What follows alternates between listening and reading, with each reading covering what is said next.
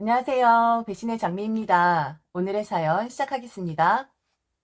상견례 자리 가기 전에 결혼 이야기 완전 엎어져 버린 여자입니다. 바로 예비 시어머니 되실 분이 김칫국을 너무 마셔서 그리 된 것인데요.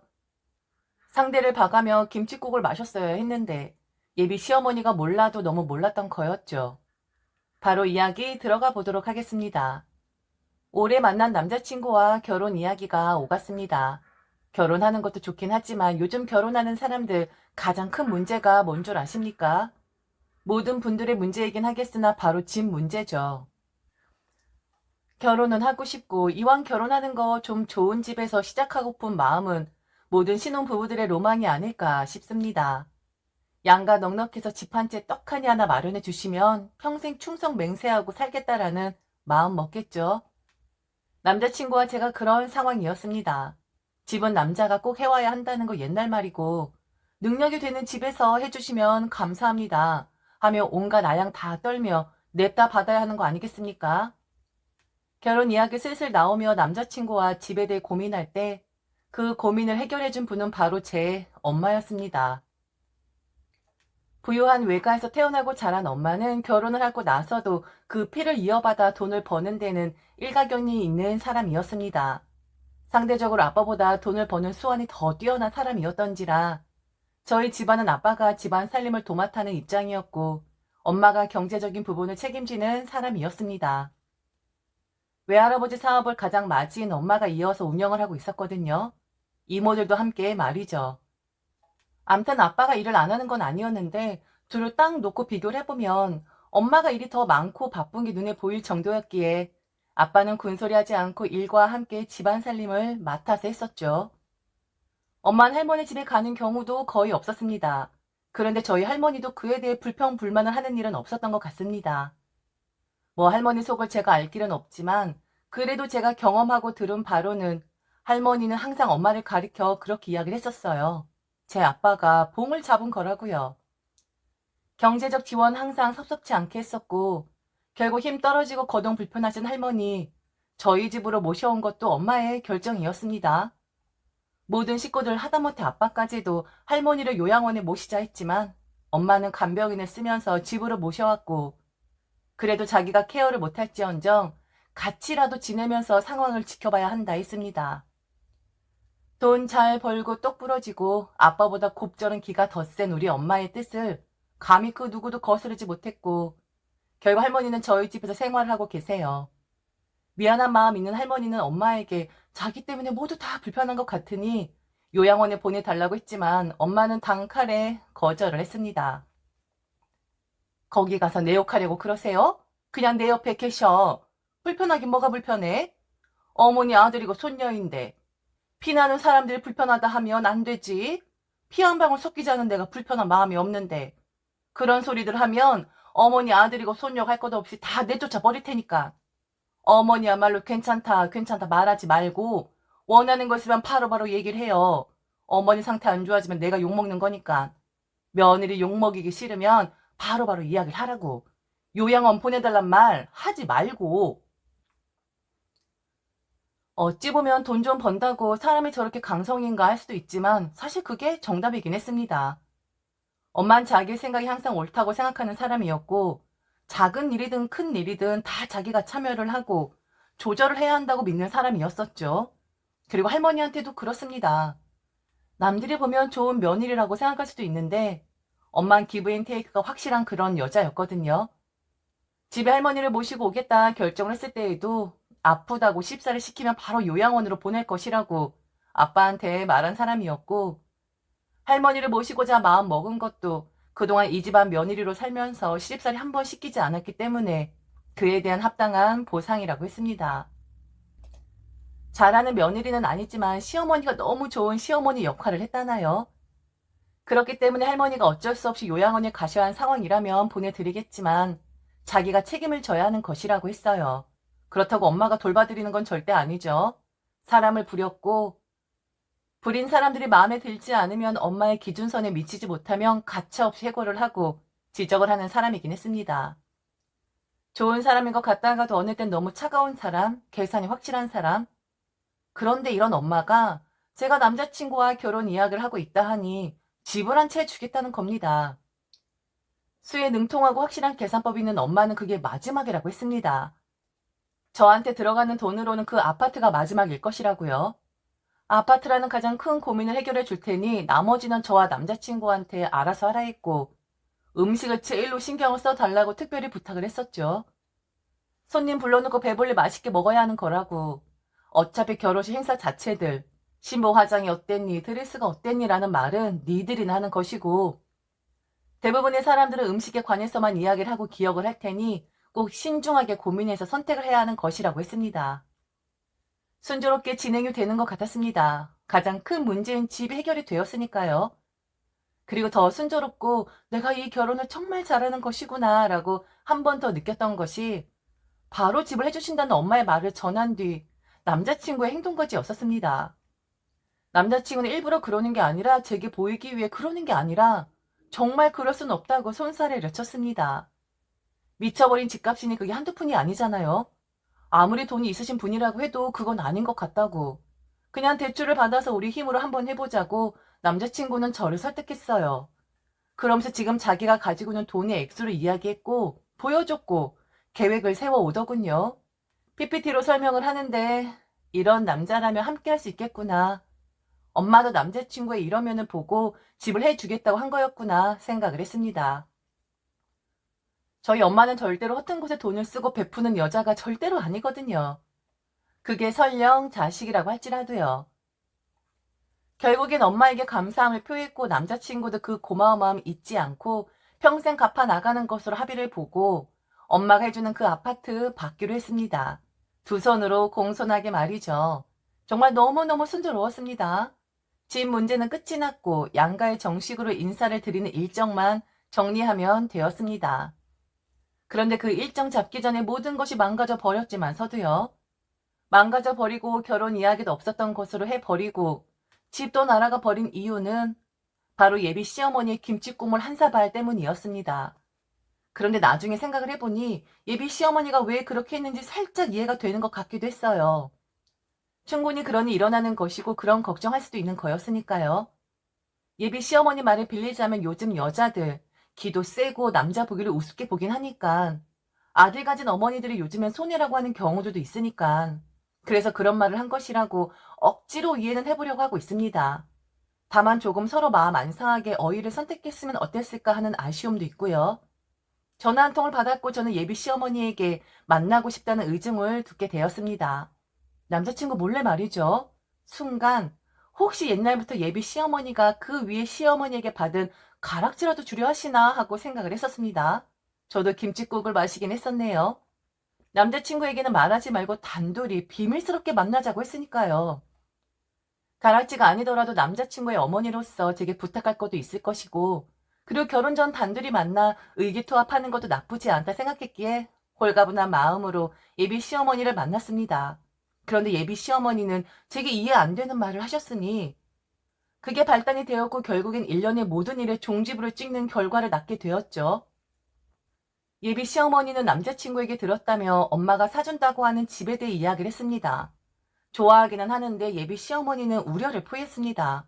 사실 좋은 건 둘째이고 노파심이 든다 했어요. 왜냐? 여자 측에서 집을 해오면 아무래도 기운 결혼식을 하는 거나 다름없으니 남자친구가 홀대를 당할까 봐서요. 그게 겁이 나고 노파심이 생긴다 했고 가장 우려되는 부분이라고 했습니다. 이해는 안 되었지만 예비 시어머니의 말은 이랬죠.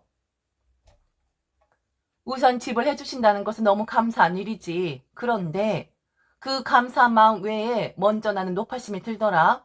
우리 아들도 처음엔 거절했다며? 아마 우리 아들도 나와 같은 생각이 들어서 그랬던 게 아닐까 싶어. 거절하긴 했지만 뭔가가 걱정이 되어서는 아니었는데. 어머니 무슨 말씀이 하고 싶으신 거예요? 제가 좀 알아먹을 수 있게 이야기를 해주시겠어요? 곧 있으면 우리 집 사람 될 사람이니 내가 허심탄회하게 말을 하도록 할게. 나는 우리 아들 무시당할까 겁이 난다. 요즘 여자들이 어디 남자를 하늘로 생각하고 사니? 남자들 잡는 건 기본이고. 게다가 우리 아들도 지켜보니 너한테 거의 다 치고 사는 것 같은데 결혼하는 와중에도 여자 쪽에서 뭔가를 더 해온다라? 물론 기분 좋게 받을 수 있고 감사한 마음 가질 수도 있지만 나는 좀 멀리 볼 수밖에 없는 것 같다. 말 그만 돌리시고 속 시원하게 말씀을 좀 해주시겠어요? 어떤 게 그렇게 걱정이 되시는지? 이야기했잖아. 우리 아들이 무시를 당할 것 같다고. 결혼하면 좋은 일도 많지만 나쁜 일도 많은 법이다. 분명히 너희들도 의견 다툼할 것이고 싸울 일도 많이 생길 텐데 솔직히 너 생각해봐라. 그런 생각 안 들겠니? 내 집이니까 꼴보기 싫은 우리 아들 내쫓고 싶은 생각? 아무것도 해온 거 없으면서 저건 왜 저래? 라고 비아냥대지 않겠냐고. 나는 그게 겁이 나. 우리 아들 집이 아니라 네 집이라고 하면서 네가 우리 아들 잡을까 봐. 내 주위에서 여러 봤었다. 그런 여자애들. 그러니까 집을 해오는 건 좋은데 너무 감사한 일인데 그 일보다 남자친구가 혹시 무시를 당할까 봐. 혹은 나중에 결혼해서 부부싸움 할 때 남자친구를 내쫓을까 봐 그게 걱정이 된다는 말이었습니다. 저는 시어머니도 아니고 남자친구의 어머니도 아니었으니 저런 마음을 갖는다는 것이 처음에 이해가 가질 않았습니다. 그리고 그런 노파심 생길 수 있다 치자고요. 만일 밤잠 설칠 정도로 그렇게 걱정이 된다 하면 집을 안 받겠다. 혹은 집을 우리 쪽에서 사주겠다. 아니면 남자친구를 설득해서 처가에 도움받지 말고 니들끼리 결혼 준비를 하거라라고 말씀하셨으면 되는 거 아니겠어요? 왜 저를 붙잡고 아직 일어나지도 않은 예비 시어머니 노파심에 대해 말씀을 하시는 건지 그 의도를 모르겠더라고요. 예비 시어머니는 자신의 노파심에 대해 일장 연설을 하셨고 제게 일주일 기간을 주었습니다. 어떻게 해야 예비 시어머니의 걱정을 없앨 수 있을지 해결 방안을 마련해 오라고요. 제게 해결 방안을 마련해 오라는 것도 웃겼지만 이야기는 지금 제게 할 이야기는 아니라는 판단이 들었습니다. 그렇게 아들을 무시당할 것 같으면 남자친구를 붙잡고 이야기를 했어야 했고 그리고 남자친구에게 일주일 기간을 주면서 해결 방안을 마련해 오라 하는 게 그게 올바른 절차죠. 우선 저는 확실한 답변은 하지 않았고 남자친구와 의논을 좀 해보겠다 했습니다. 그런데 펄쩍 뛰는 겁니다. 왜 이 이야기를 아들한테 하냐고요? 아들 부담되게? 그래서 저도 그랬습니다. 그럼 이런 이야기를 들은 저는 부담되지 않겠냐고. 지금 이런 자리에서 어머니한테 이런 소리 듣는 것 자체가 이해가 안 되고 남자친구는 어머니 우려되는 마음을 몰랐으면 하는 그 뜻도 이해되지 않는다 했습니다. 결국 저는 남자친구에게 말을 했고 남자친구는 당황하면서도 미안했습니다. 그러면서 자기도 이해가 되질 않는다고 하더라고요.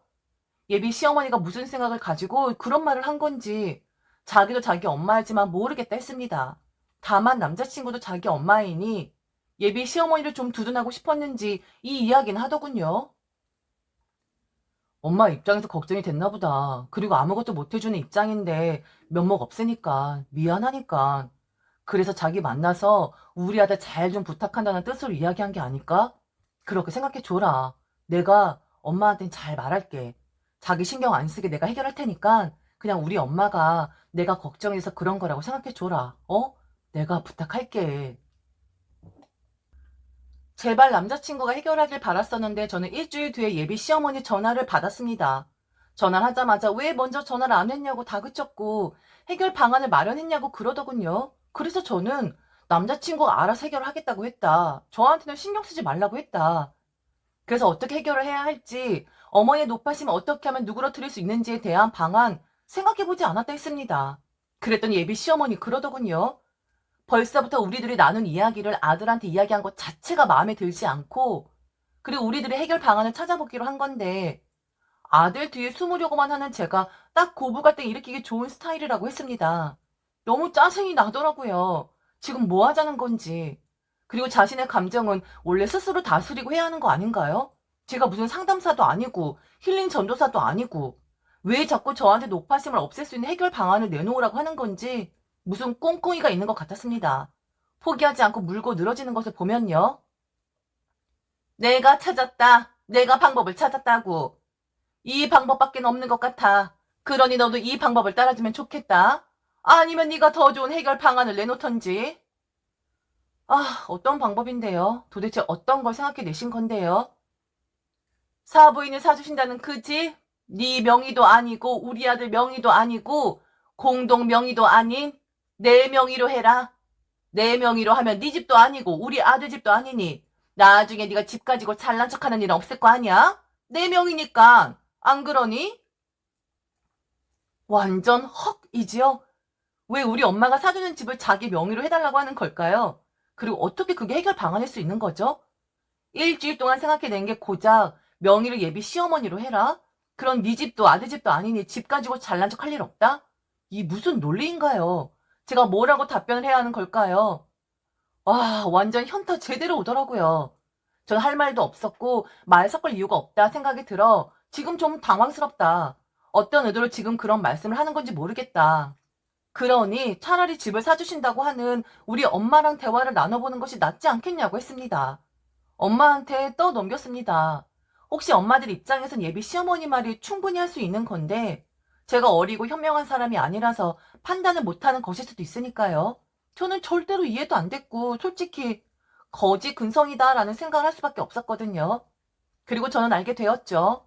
내가 잘못 생각한 게 아니구나. 저 예비 시어머니란 사람이 이상한 사람이구나 라는 것을 말이죠. 제 이야기를 전해들은 엄마는 바로 남자친구에게 이 결혼할 생각 없으니 당장 헤어지라고 했고 그 이유는 정확하게 다 너의 엄마 때문이라고 했습니다. 나나 우리 딸을 탓하지 말라고 순조롭게 진행될 수 있었던 너희들의 결혼판을 깨버린 건 니네 엄마니 너의 엄마 원망을 하라 했습니다. 그리고 엄마는 예비 시어머니와 통화를 했고 처음엔 조용조용 말을 하더니 결국 큰 소리를 냈는데 예비 시어머니도 엄마가 처음엔 조용히 말을 하니까 좀 세게 엄마한테 말을 한 것 같더라고요. 엄마의 말 중 생각나는 건 바로 이겁니다. 죄송하다고. 우리 딸이 실수를 한 것 같다고. 이렇게 키우지 않았는데 애가 이렇게까지 눈이 낮아졌는지 몰랐었다고. 이런 거지 같은 집구석이란 사돈을 맺게 하려고 하다니 우리 딸이 정신이 나갔었다고요. 그리고 예비 시어머니가 뭐라 뭐라 하는 것 같았는데 갑자기 엄마는 소리를 질렀습니다. 이 미친 여편네야? 나랑 나이도 비슷한 것 같은데 벌써부터 노망 났어? 어디 좀 그지 같은 여편네가 나타났대? 아들놈 봐서 넘어가고 싶어도 우리 딸내미 인생 망칠까봐 난 당신이랑 사돈 못 맺겠어. 하나를 보면 열을 아는 거야. 이 미친 여편네야. 당신 아들 좀 편하게 시작할 수 있었는데 당신 때문에 망친 거고 당신 때문에 당신 아들 인생 꽃길에 똥물 튄 거야. 어디서 미친 여편네가 자기 명의로 해달라고 할 수가 있어. 아유 참내 정말 또라이 같은 것들 엄청 많구만. 엄마가 소리 질러대니 예비 시어머니 또한 큰 소리로 말을 하는 것 같았어요. 대충 들었던 건 자기도 결혼 안 시킨다. 자기 아들이 더 잘났다라는 말이었는데 엄마에게 저와의 결혼 없던 걸로 치자는 말을 들은 남자친구는 곧바로 저희 집으로 달려왔거든요. 엄마랑 예비 시어머니가 1시간 정도 통화를 했으니까 충분히 저희 집에 올 수 있는 시간이었었죠. 남자친구는 오자마자 통화하고 있는 엄마 앞에 무릎을 꿇었고 그냥 다 자기가 잘못한 거라고 엄마의 바지가랑이를 잡고 늘어졌습니다. 그리고 저를 붙잡고 매달렸고요. 남자친구는 좋았지만 솔직히 저런 시어머니 감당할 자신 없었습니다. 저는 간략하게 남자친구에게 설명을 했고 이제는 내가 문제가 아니라 우리 엄마와 너희 엄마의 싸움으로 번졌으니 돌이킬 수 없는 것 같다 했지요. 엄마는 무릎을 꿇고 있는 남자친구를 힐끗 보더니 마지막으로 그랬습니다. 여편네야, 와서 당신 아들이나 데리고 가. 지금 그 잘난 아들 여기 무릎 꿇고 있네. 개똥도 있는데. 그만 시끄럽게 떠들고 당신 아들 내 눈에서 얼른 치워. 나 2번 말하게 하지 마. 2번째 말만 하는 게 아니라 행동으로 옮기거든. 결혼은 물 건너갔고 남자친구와 그의 어머니는 절연 상태가 되었습니다. 남자친구가 집을 나갔거든요. 자기 엄마랑 같이 살기 싫다고. 집을 나온 남자친구는 이후 제게 매달렸고 우리 엄마를 설득해 보려고 했지만 우리 엄마는 한 번 아니면 아닌 사람이라 되돌릴 수가 없었죠. 저 또한 마찬가지였던 게 절연을 한 건 남자친구의 그의 어머니 사정이겠지만 남자친구의 어머니라는 점은 바뀌는 게 아니잖아요. 언제 또 그러지 말라는 법 없고 저런 놀부 같은 심보 가진 시어머니? 저는 감당할 자신도 없었고 상대도 하기 싫었거든요.